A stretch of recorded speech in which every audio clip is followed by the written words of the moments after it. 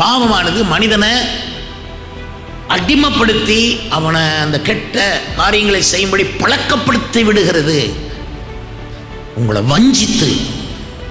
அதனால என்னை கொன்றது, உன்னை கொல்றதுக்கு தான் இந்த பாவம் வருது.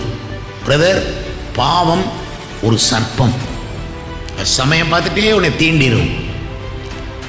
இதிலிருந்து விடுவிக்கத்தான் இயேசு சிலுவையில் தொங்கினார். ஹல்லேலூயா, ஹல்லேலூயா. தேவகுமாரன் உலகத்தெல்லாம் உண்டாக்கினவர் அல்லவா, அவர் வந்து சிலுவையில் மரிக்கணும் அப்படின்னா சும்மா கிடையாது, சின்ன விஷயங்களுக்கு கிடையாது. வஞ்சனையிலிருந்து நீ தப்புவதற்கும், பாவம் உன்னை வஞ்சிக்காம நீ அதிலிருந்து தப்புறதற்கும், பாவத்திலிருந்து விடுதலை கிடைக்கிறதற்கும் தான் இயேசு சிலுவையில் தன் ஜீவனையே கொடுத்தார்.